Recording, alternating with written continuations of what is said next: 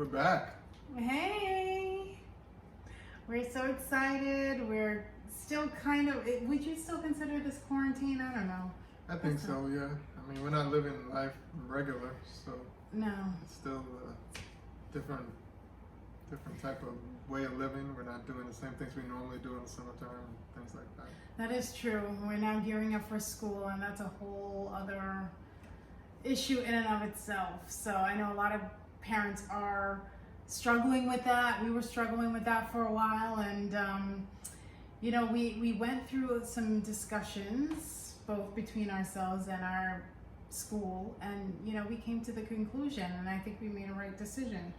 Yeah, it was some long discussions and a few days of talking it over and watching the news and kind of reading up on what's going on out there, because we're in New York, so some places are already back in school as of even late July.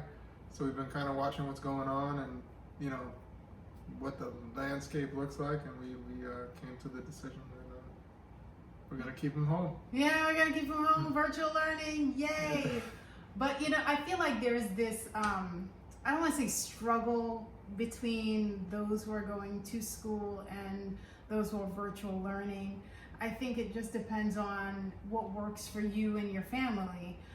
Unfortunately, not everybody can do that because you have a lot of essential workers that they have to bring their kids to school every day. The kids have to get on the bus.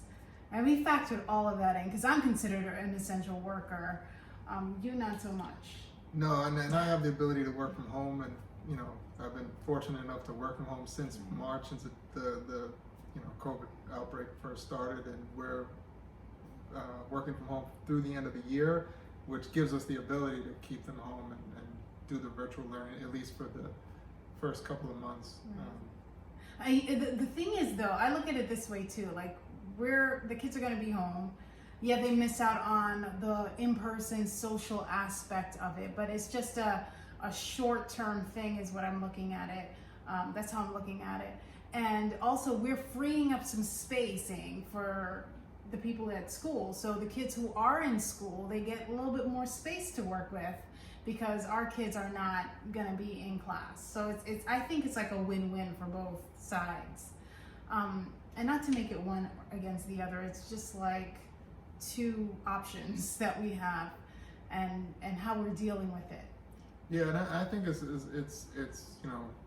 like I said, we're lucky to have the option because, like you said, a lot of people, essential workers and people that can't work from their home, they have no choice. They really need the kids to be in school in order to go out and make a living. So it's hard. It's a very tough thing to have to make that decision. Especially if you're not fully comfortable with sending the kids back to school.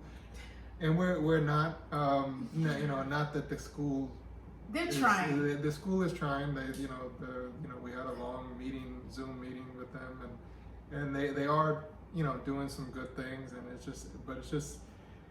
it's kind of out of their control. You don't know who's gonna be, when the kids are out of school, you don't know who they or their families are, exposed to. They could be, their parents could be medical workers in the hospital, and it's just unavoidable.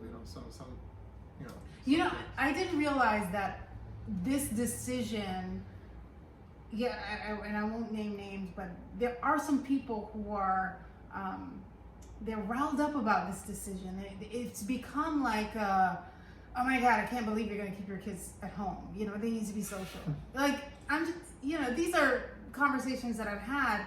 And then you also have the flip side of, oh my God, I can't believe you're actually going to send your kids to school.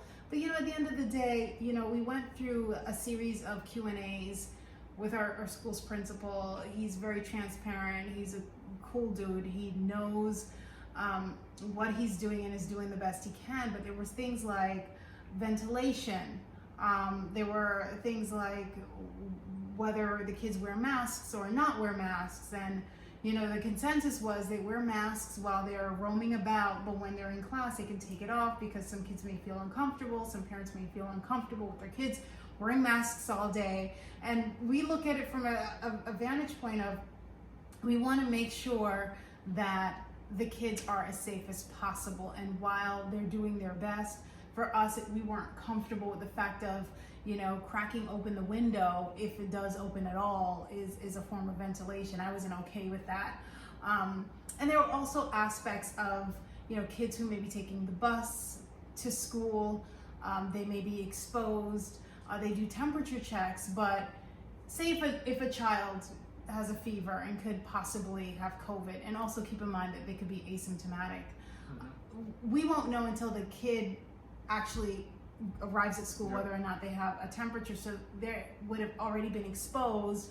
Although they try to social distance on the bus, you're still exposed, and then in turn that can possibly lead to them spreading or whatnot when they get to school. So we thought about all these different scenarios, and it was just like, what, if we can do it, let's just do it. And I don't really feel like there's like a necessarily right or wrong answer to this, but I know what's right for us, and this is the virtual learning. Yeah, I agree. And, we're in New York, which is actually, at this point, one of the better states to be. Like, I can't imagine being in like Florida or Georgia or one of these states that's currently in the midst of, rising numbers, high numbers, where you're a parent and you have to make that decision where it's either I go to work and earn a living, and put food on the table, or I stay home and, try to keep my kids safe. I can't, that's a very tough. It's hard. I can't imagine what, those parents are going through, having to deal with that kind of stress. Like, it was stressful for us. Yeah. And we're in a position where we knew I was going to be home for the remainder of the year. You're home, 2 days during the week, So, and if you weren't home, I would have no choice. I mean, we would have to send the kids to school, and it would have really, really, really been tough. But I just feel for those families who can't, or those families who may not have Wi-Fi connection. And that's another hurdle to have to climb over, because if you do want that virtual learning option, then do you live in an area where you have solid Wi-Fi, which will allow the kids to, complete their assignments and hand it in on time? That's like another aspect. Mm-hmm. So we're just hoping for a miracle here. I mean, you got flu season coming up. As we get into those colder months, cracking open the window is not going to be as easy to do. It's just a crazy situation.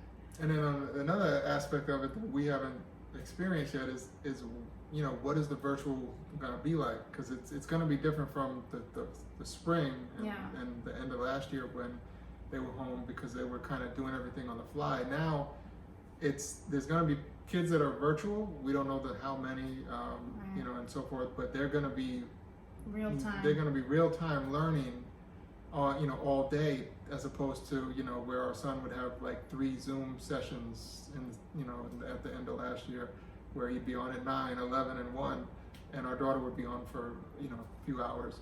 This is going to be real time learning while there are kids in the class and they're at home, and, is the audio connection strong enough where they're going to get everything, or there's things they're going to be missing. So that's a concern too, that we won't really know until it actually starts how that's working out. So that's something that we thought about also. And well, the good thing is that it's broken into sessions. So we have our first session, second session, third session, so we could see how the first session goes. And if all goes well, we can either send them back or continue with the second session.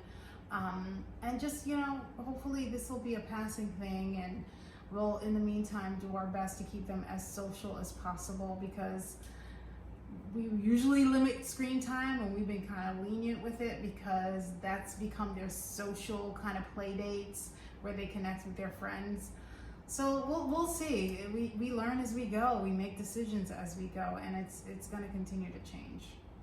Yeah, it's going to be interesting, and like you mentioned, this is only for the first session right now. We don't know what's going to happen, and starting in December, I think this is from September 8th to November 30th.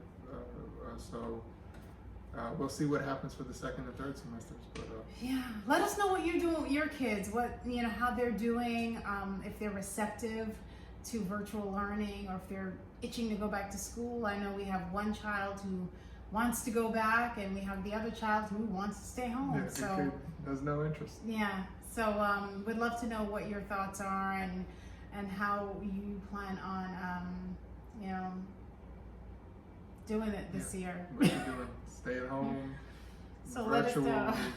in person, completely go to homeschool. We talk about that kind of stuff too. So. Yeah. All right, guys. Thanks so much. Leave a comment below, and don't forget to subscribe. We'll see you in the next one. Bye.